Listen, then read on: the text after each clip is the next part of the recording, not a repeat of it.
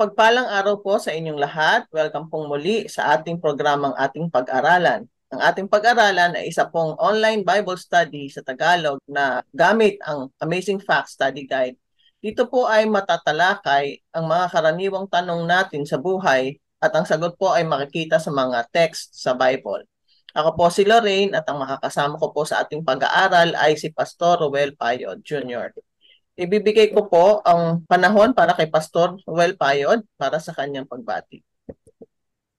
Hello po sa inyong lahat na amin po mga taga-subaybay at mga subscriber po ng channel po na ito, ating pag-aralan. Alam niyo po, habang lumalaon mga kapatid ay ang inyo pong lingkod ay mas lalong ginaganahan. By the way kasi, alam niyo po, before pandemic, nasanay po ako ng face-to-face na mga kinds of ministry. Pero nang dumating po yung lockdown, parang na-adapt ko na po. At ngayon parang kahit maluwag na po atin pong restriction, I still love ang online ministry na maganda po pala siyang avenue din. Anyway, kamusta po kayo? Ako po ay okay lang. I hope everybody, including your family, ay okay lang din po na nanonood po ngayon at nakasubaybay. Salamat po, Pastor. Bago po tayo magsimula sa ating pag-aaral ay manalangin po muna tayo. Dakila po naming Diyos, banal at makapangyarihan sa lahat. Salamat po at muli niyo kaming binigyan ng pagkakataon na makapag-aral ng inyong salita. Paspasan niyo po ang aming mga labi nang ang lahat po ng aming sasabihin ay magmula sa inyo at maging pagpapala po ang mga mensahe na aming maibibigay sa aming mga tagapakinig. Pagpalain po nawa ninyo ang aming programa nang marami po kaming maabot ng mga tao na naghahangad na makilala kayo at nangangailangan ang presensya nyo sa kanilang buhay. Pagpalain niyo po ang mga nakikinig.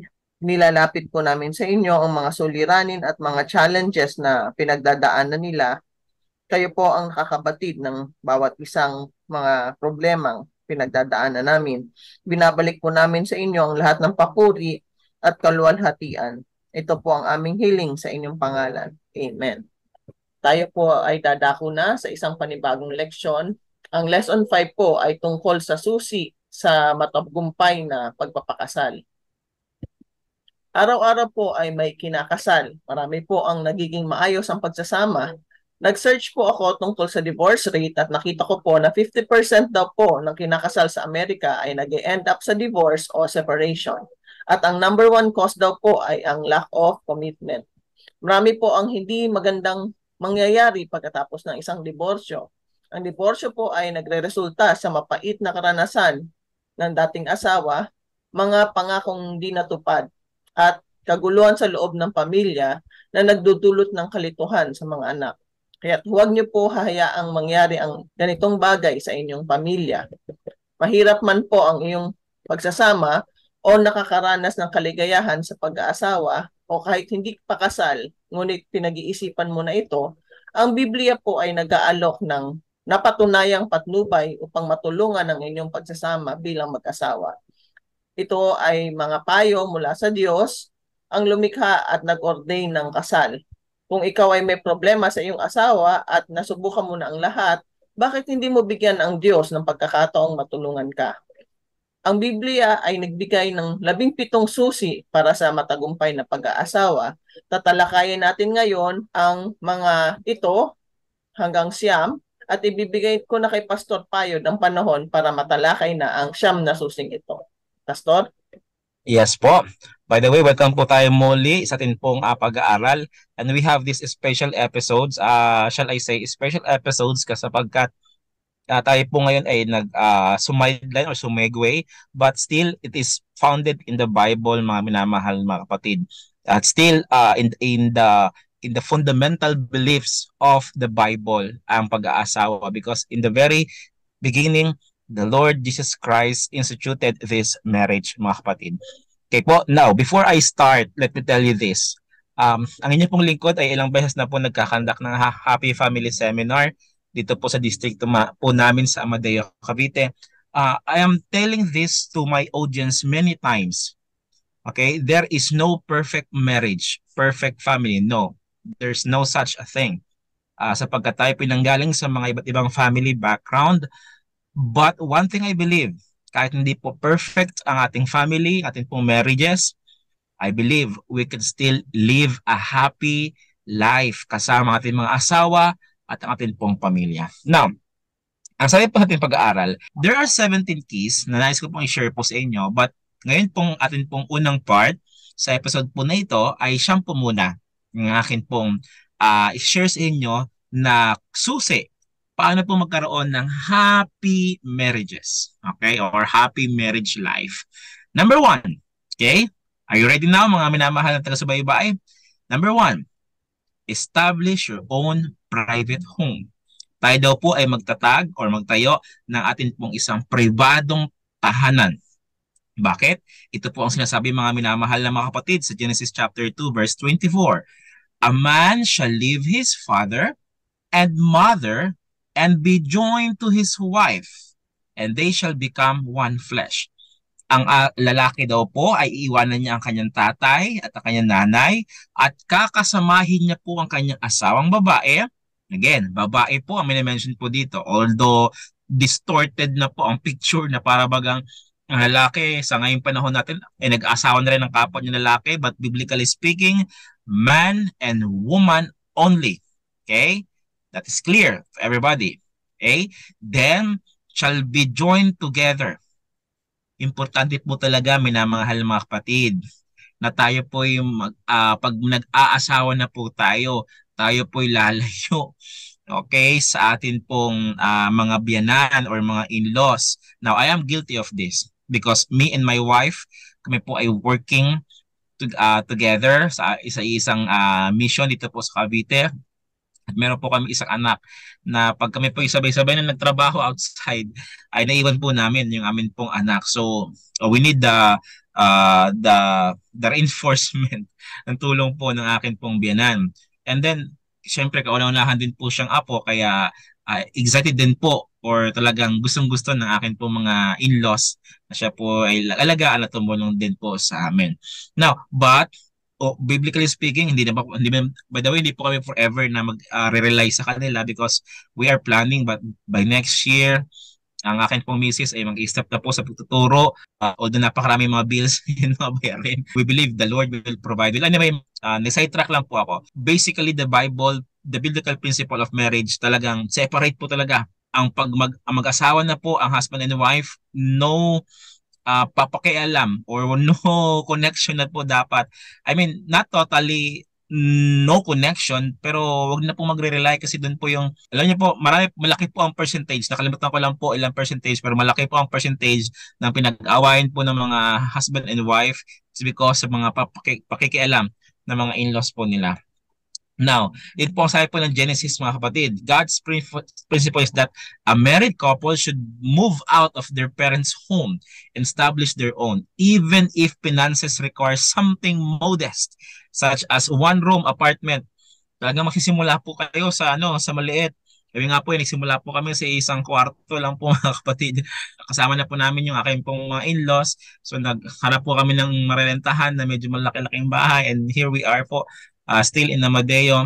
Well, anyway, a husband and wife should decide this together and as one and remain firm even if someone opposes. Many marriages would be improved if this principle were carefully followed.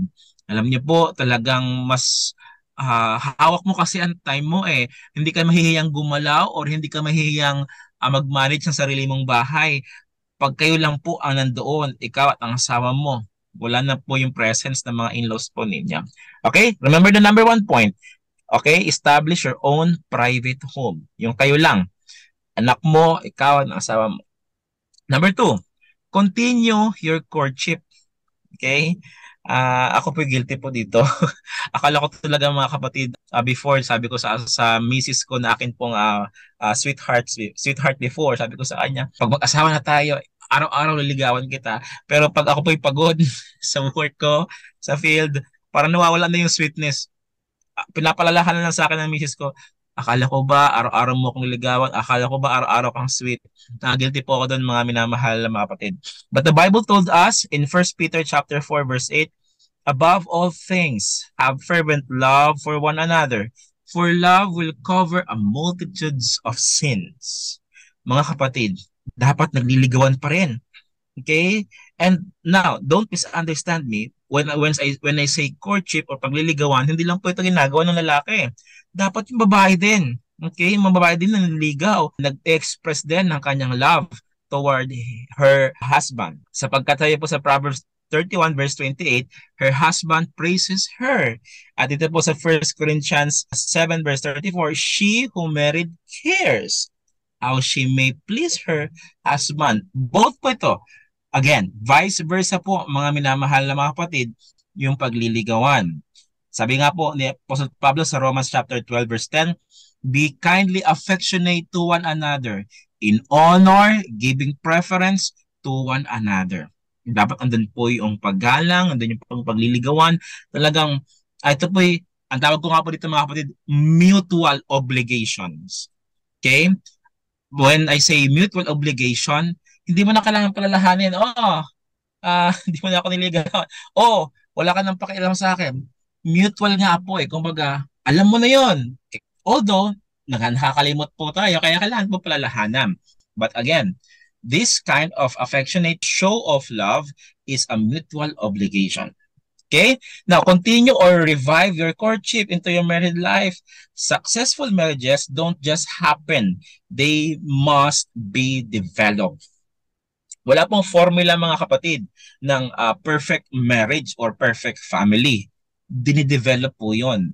Ito po'y progressive, step by step na nakakamit po na mag-asawa yung happy marriage na gusto po nila as time goes by. Now, don't take one another for granted or the resulting monotony could harm your marriage. Tama po yun. Keep your love for one another growing by expressing it to each other. Otherwise, love might fade and you could drift apart. May mga tao po kasing, asawa ko na yan. Okay naman kami, basta nagmamahalan kami. How do you know na nagmamahalan pa rin kayo? Hindi ibig sabihin magkasama po kayo sa isang bubong, talagang nagmamahalan pa rin kayo kasi ang isang bagay pag hindi po nililinang, ang isang bagay po pag hindi po napupurol. Dapat po ang isang itak pag hindi ginagamit ay napupurol po siya. Dapat po everyday yung spark ng inyong love, yung sweetness nga po kung kung tawagin ay nandoon pa rin at patuloy po ninyong chini-cherish. Love and happiness are not found by seeking them for yourself but rather by giving them to others. So spend as much time as possible doing things together. I'd like to expand on this mga kapatid. Dapat po talaga tayo po ay yung atin pong love ay nag-grow, yung atin pong sweetness ay mas lalong tumatamis. Okay? Alam niyo po yung mga fermented wine. Ako po hindi po ako minom ng wine pero I heard a sermon or illustration. Ang wine daw po ay mas lalong masarap pag sobra na yung years ng kanyang fermentation. I mean, yung kanyang pagkaburo, yung I think 3 days ago, a pastor told me, kasi sabi ko na nagkwentuhan kami na isa sa paborito kong pagkain, kimchi. Pero alam niyo, sabi niya, ang isa daw sa pinakamahal at masarap na kimchi sa Korea ay yung mga 10 years na, 15 years na. Sabi ko, pastor, hindi ba yung napapanis? Hindi daw napapanis yun. Mas masarap daw yung talagang sobra na. Same with marriage, mga kapatid. Dapat habang tumatagal, mas lalo daw pong tumatamis. Ika nga sa isang awitin, sweeter as the years go by. Although yun ay refer to the Lord, but it will be also applicable sa mga mag-asawa. Sweeter as the years go by. Napakaganda po mga kapatid. Na po. Number 3, okay? Number 3 na key para sa magkaroon po ng happy marriage. Remember that God joined you together in marriage. Now, gone are the days, mga kapatid. Okay? Gone are the days na uso po before yung ireto-reto or yung mga arranged marriage. Now, don't misunderstand me. May mga nag-success din po sa mga ganong paraan ng pag-aasawa before sa ating po mga kananunuan. Yung mga tinatawag na arranged marriage. But don't forget, okay? You and your wife, me and my wife, or ikaw and your husband na nakikinig ngayon, don't forget that the one who joined you together is no other than the main author of marriage, God Himself. Ang Panginoon po, ang key number 3, remember po natin, tandaan po natin palagi, so pag may problema ka, since the Lord joined you together, since the Lord instituted marriage, okay, pag may problema ka, sa Diyos ka lumapit. Pag may problema ka sa asawa mo, sa Diyos ka lumapit. Hindi sa mga ex-girlfriend mo or sa mga ex-boyfriend mo.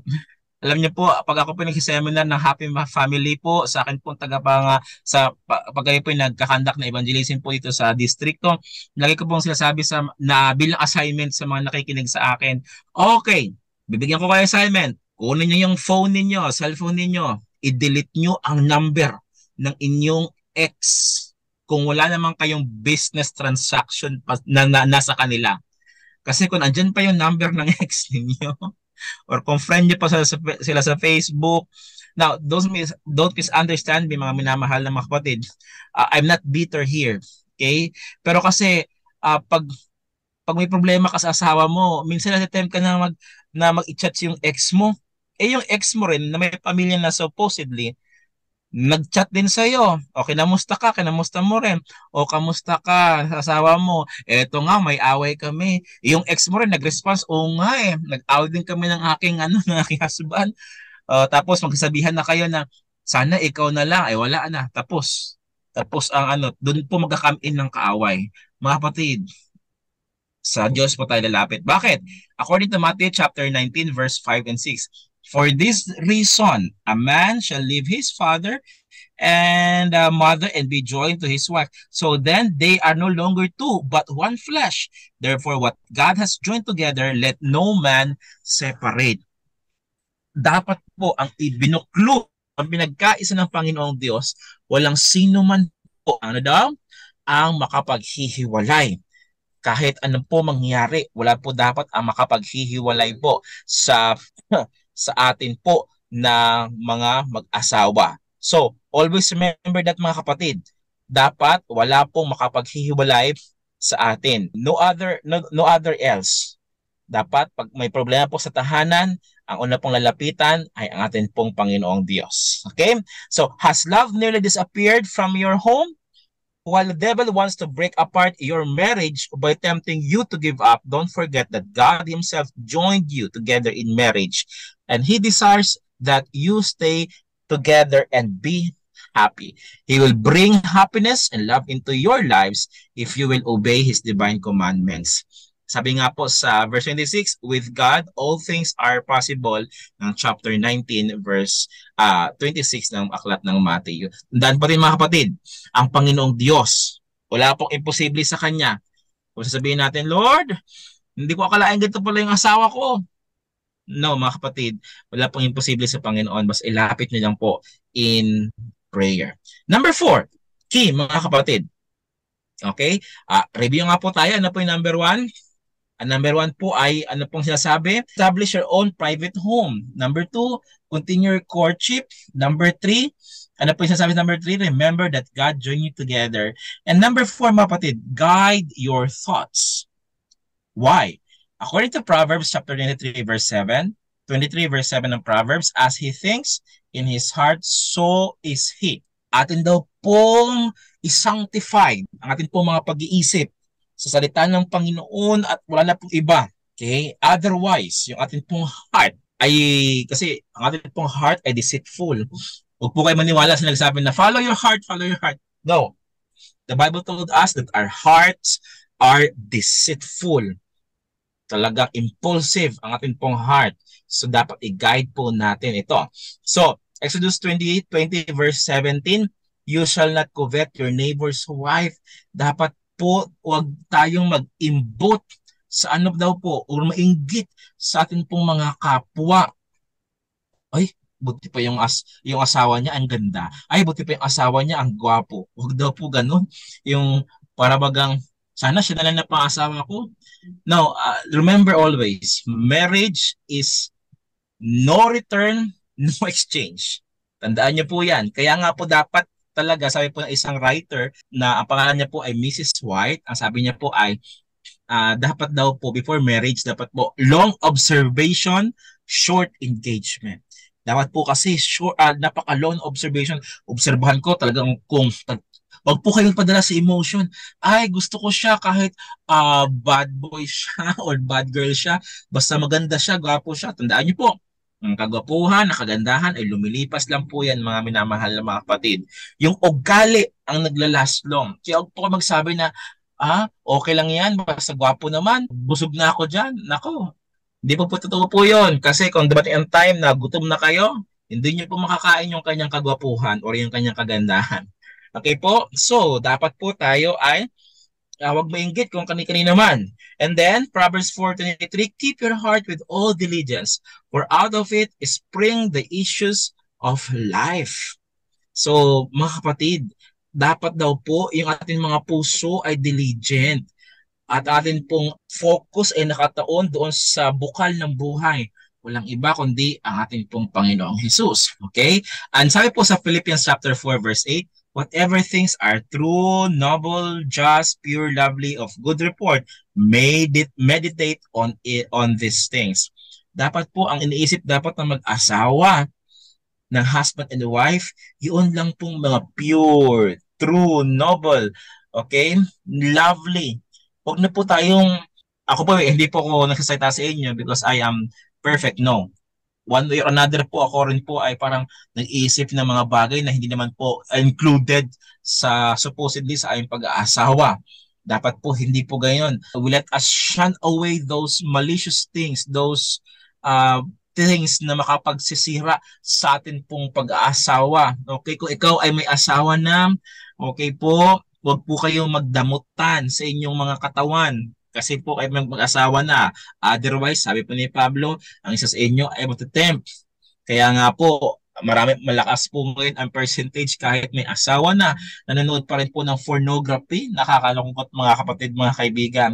At syempre, yung nakikita nila sa pornography, hindi na nakikita or na-experience sa kanilang asawa. Kaya yung iba ay nag-cheat.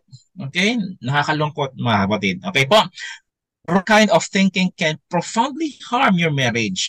Dapat yung pagbigyan ng chance or puwang ang devil na sirain ang ating pong marriage by our thoughts. Dapat we need to sanctify our thoughts, mga minamahal na kapatid, kasi talagang sabi nga po dito, avoid seeing, saying, reading, or hearing anything that or associating with anyone who suggests being unfaithful.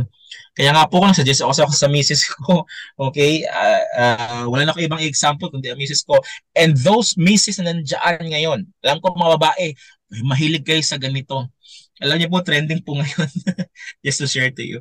Trending po ngayon, mga minamahal na mga kapatid, yung hiwalayang Daniel Padilla and Catherine Bernardo. Sa Facebook feeds ko kanina, puro hiwalayang Catherine. Now, sabi ko kay Mrs. kanina, na pala mo sa kaka-browse mo, affected ka ba? Sabi niya, hindi naman. Mga kapatid, please, wag po tayo mag-idolize ng mga showbiz or celebrities na mga lovers. Ano lang po yon, script lang po yon, or kumbaga, wala pong magandang maidudulot po yon. Kahit ang mga palabas nila, nalulungkot ako mga kapatid, may palabas sa GMA na ganyan, ang kabit. Yung words na kabit, naka-apply ng mga bata, talagang kabit ka. Mga kapatid, nakakalungkot pong isipin yung gano'n. So, please, let us avoid, if possible, okay, let us refrain, if possible, stop it, na manood po ng mga ganong mga bagay. Okay po? Kasi ito po ay nakakasira po talaga sa relasyong mag-asawa. Now, next po, number 5 na po tayo. Never go to bed angry with one another. Alam niyo po, guilty po ang inulit ko dito. Kasi pag ano talaga, Ma'am Lorraine, pag kumanda talaga yung aking pride, yung aking ego, parang sabi ko, ayoko nga mag-sorry. Siya may kasalanan. Parang ganun. May mga time po. There was a time, one time lang po talaga, na sobrang pagod ko. Tapos nag-away po kami ni Mrs. Na wala na po ibang illustrate po sa ating pong episode po ngayon, kundi ako na may asawa. Okay? So, may time po na nag-away po kami. Nako, natulog ako mga kapatid. Kasi pagod ako eh. Ayoko siyang kausapin. Maghiwalay kami ng higaan. Which is not good. Okay? Don't do it, mga kapatid. I don't recommend for you to do it. No, it's not good. Talagang, alam niyo po, that night, nanaginip ako, parang binangungot ako. Kasi nga, parang tulog ako ng puso ko, ay ano, malungkot. Now, because the Bible told us, Ephesians chapter 4, verse 26, do not let the sun go down on your wrath. Yeah, ito po ang context po nito ay para sa mga magkakapatid sa pananampalataya dun po sa Efeso. But this is also applicable sa mga mag-asawa. Passes to one another. Maghingian kayo ng kapatawaran. Magkumpisal kayo sa isa, Mami, Daddy, nagkasala ako, ganyan, ganyan, ganyan. Patawarin mo ako. Okay? Huwag nyo nang itaasan yung ego po ninyo or yung pride ninyo. Dapat, humble po tayong humihingi ng kapatawaran. Bakit? Ano pa? Next text. Philippians chapter 3, verse 13. Forgetting those things which are behind. Kalimutan na po natin yung mga ito pang ano sa mga misis, ano po, mga misis na nakikinig po ngayon, pakinggan niyo po ito mabuti. Pag nag-away kayo ni mister, huwag niyo na pong i-recall yung mga nakaraan niyo ng pinag-awayan. Gone are the days. Okay? Tapos na po yun. Yung inyong pag-aawayan, kung meron kayong gustong pag-awayan, yung current issues. Bakit kayo nag-aaway? Kasi ganito, ganyan. Huwag din na pong i-recall yung mga ex ng mga boyfriends ng mga asawa ninyo. Okay? Kasi minsan nagre-recall tayo eh. Magagaling kayong mga misis sa mga ganyan. Huwag na po ating gawin yun mga kapatid. Okay? And also Ephesians chapter 4 verse 32, be kind to one another, tender-hearted, forgiving one another, even as God in Christ forgave you. Ang Panginoon nga po nagpatawad po sa atin eh. How much more ang atin pong asawa, natin pong pinakasalan, atin pong minahal, dapat matuto rin po tayo magpatawad sa kanila. Now, to remain angry over hurts and grievances, big or little, can be dangerous. Talagang napakamapanganib po na tayo po ay mag-harbor ng anger and pride sa atin pong mga puso, mga minamahal na mga kapatid. Number 6, okay po, keep Christ in the center of your home. Dapat po si Kristo ang sentro na atin pong tahanan. Bakit? According po sa Awit, 127 verse 1, unless the Lord build the house, they labor in vain who built it. Sapagkat si Kristo po, ang Panginoong Diyos, ang siyang nagtatag ng tahanan. Yung iba, you labor in vain. Ano pong point ng mga kapatid? Wala na po talagang makakapagpapatibay, wala na po talagang ibang makakapag-sustain ng marriage life, kundi ang ating pong Panginoon, because He was the one who built it. Okay po? Now, Proverbs 3 verse 6, ay po dito, in all your ways, acknowledge Him, and He shall direct your path. Dapat po, ang atin pong sarili po ay nakatuon sa atin pong Panginoong Jesus, sapagkat siya po ang nakakabatid po ng lahat. Now, this really is the greatest principle because it's the one that enables all the others. The vital ingredients of happiness in the home is not diplomacy, strategy, or effort overcome problems, but rather in a union with Christ. Kahit pa po ikaw ay expert, nagtapos ng doctor's degree sa marriage counseling, etc., etc., hindi po ito guarantee mga kapatid na happy ang family mo. Na may mga factors yung mga pinag-aralan mo.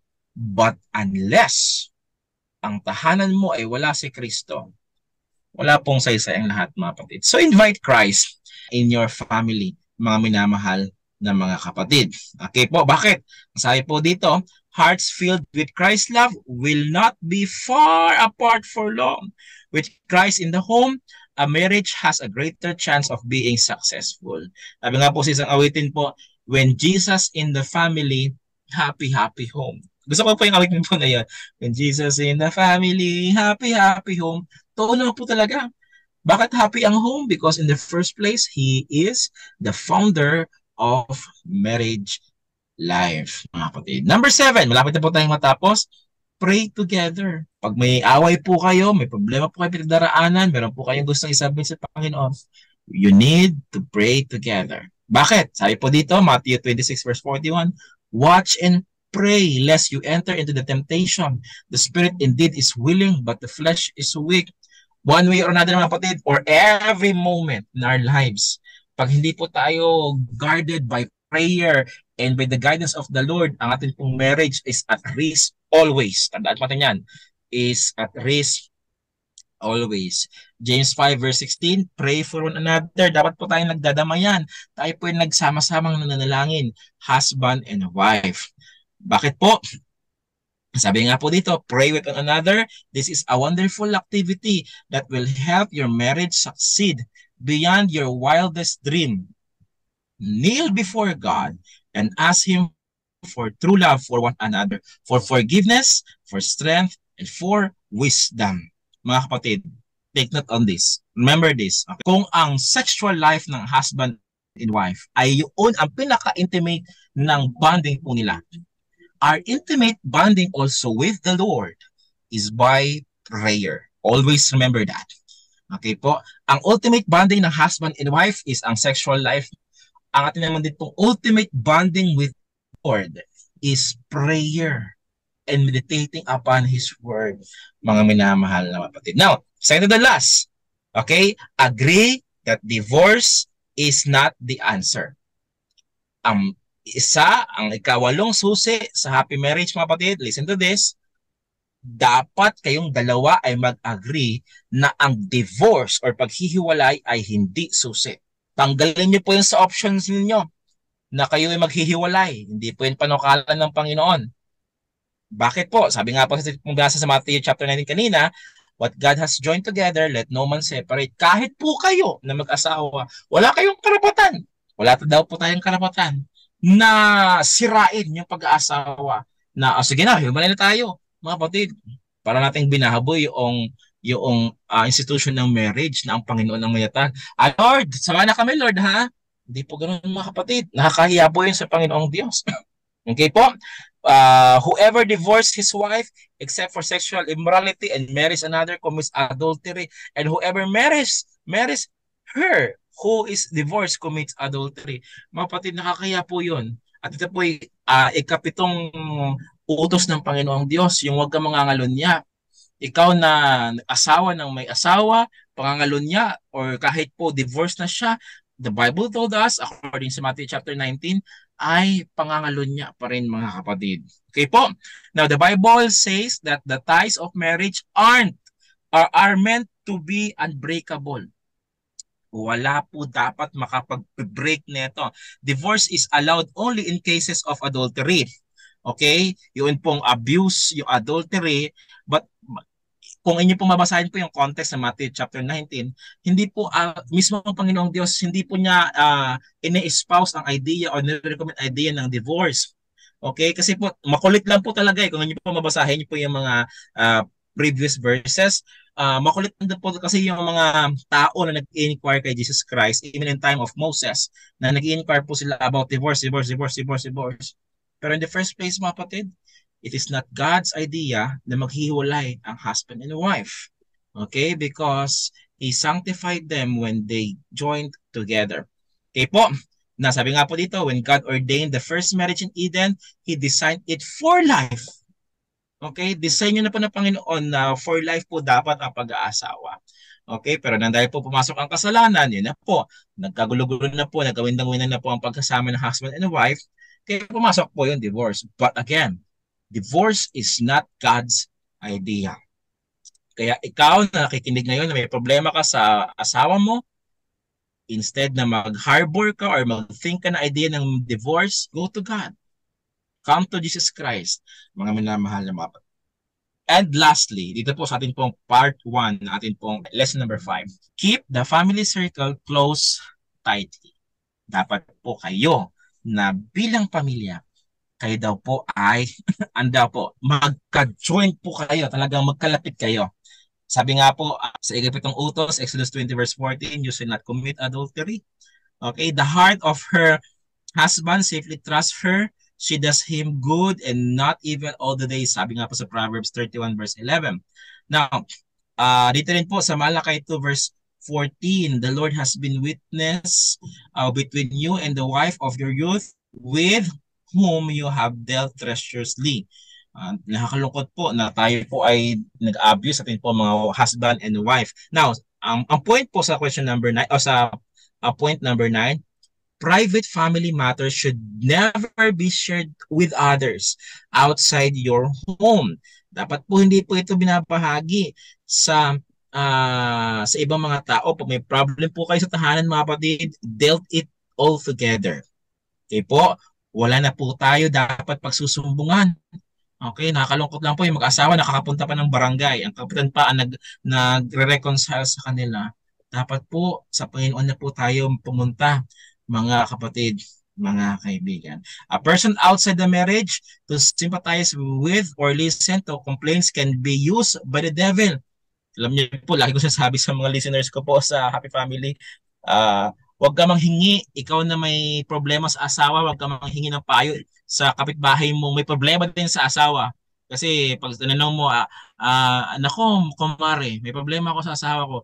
Alam niyo, sasagot ng kapitbahay niyo, ay ako din, may problema din ako sa asawa ko. Nako, kung ako sa asawa mo, buhusan ko na may tubig yan. O ano magandang advice na bibigay sa inyo mga kapatid? Wala. Okay? Kaya po, instead na i-disclose mo sa ibang tao ang problema mo sa tahanan, dapat po ilapit po muna natin sa atin pong Panginoong Jesus. So, for tonight mga kapatid, for this moment, yun lang po muna yung siyam na mga susi natin pong pag-aralan or pinag-aralan po ngayong mga sandaling ito. And magkakaroon po tayo ng part 2. Since ito po ay 17 weeks, magkakaroon po tayo ng part 2 ng atin pong lesson. Lorraine? Salamat po, Pastor Payod, sa karagdagang kaalaman na na-share ninyo. I'm sure na marami din pong natutunan ng ating mga tagapakinig. Marami pong natalakay na magsisilbing reminder sa atin lahat tungkol sa sanctity ng marriage at kung paano po natin mapapaganda ang relasyon ng mag-asawa at paano mapapalalim ang pagmamahal sa isa't isa kahit nasa napakamahabang panahon. Ibabalik ko pong muli kay Pastor para sa kanyang closing remarks at prayer. Mga kapatid, to summarize what we have discussed for this evening, nais ko po i-share sa inyo yung illustration ng love triangle. Medyo mapangit pakinggan, no? Love triangle. Parang pag may marinig tayong gano'n, ayoko may kahati ako sa husband ko. It's not what you are thinking about. Love triangle is simply like this. Ito po ay triangle mga kapatid. Okay po? The third party in our relationship must be and no other than God Himself. Dapat po yung tuktok ng triangle, ito pong Panginoong Diyos. At ikaw po, the other side, husband, the other side is your wife. Mga kapatid, dumarating po talaga ang time na tayo pinagkakaaway-away po talaga. Tama po ba ako? Now, pag ikaw, husband, the other side of the triangle, ay lumayo sa tuktok ng triangle, nag-away kayo, hindi ka lumapit sa Panginoon, doon ka sa iba lumapit. Worst, ay lumapit ka pa sa ex mo. Okay? Ikaw din, wife, nag-away kayo, lumayo ka rin daw sa tuktok sa Panginoon Diyos. Instead lumapit ka, lumayo ka tuloy sa tuktok. Now, question, habang kayo po'y lumalay sa tuktok mga kapatid, ano pong distansya po ninyo sa inyo pong husband or sa inyo pong wife? Di ba po malayo? Kasi palayo ka ng palayo sa tuktok eh. So yung distansya niyo po, na-imagine niyo po ba, na lumalayo din po kayo. But, if mag-away po kayo, kasi hindi mo po talaga maiwasan po sa mag-asawa po yun, pero ikaw ay lumapit sa Panginoon, ikaw husband, lumapit ka sa Panginoon. Ikaw din misis, lumapit ka sa Panginoon. Nagsumbong kayong dalawa sa Panginoon na nag-away kayo. Question is, ano pong distansya po ninyo? Mas lalo kayong malapit sa isa't isa. At mas lalong mabilis, madali, masolusyonan po ang problema. Kasi po parehas po kayong lumapit sa Panginoon Diyos. So apply the love triangle, but the third party is no other than Jesus Christ Himself. To end our lesson for this evening, tayo po yumuko sa panalangin. Let's pray. Dakilan naming Diyos, maraming pong salamat. Sapagkat sa mga sandaling ito ay pinaunawa niyo po, Lord, sa amin ang kahalagahan at ang kasagraduhan ng marriage. Help each husband and each wife na sa kanila pong struggles, sa kanila pong pag-aasawa sa mga sandaling ito, Lord, paunawa niyo po sa kanila na ikaw lamang ang makatutulong sa kanila. And you are the one who can give them that genuine love that they are longing and they're seeking and looking for. Lord, maraming salamat sapagkat gagabayan niyo po ang bawat pamilya na nakikinig po ngayon sa programa po ito. Ito po aming samod dalangin sa pangalan ni Jesus. Amen. Salamat po, Pastor Payod. Muli ay nagpapasalamat po ako sa inyong panonood ng aming programa.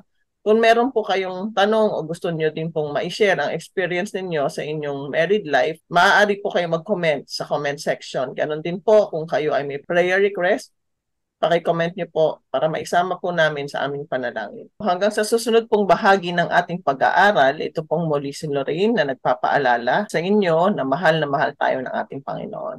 Bye-bye!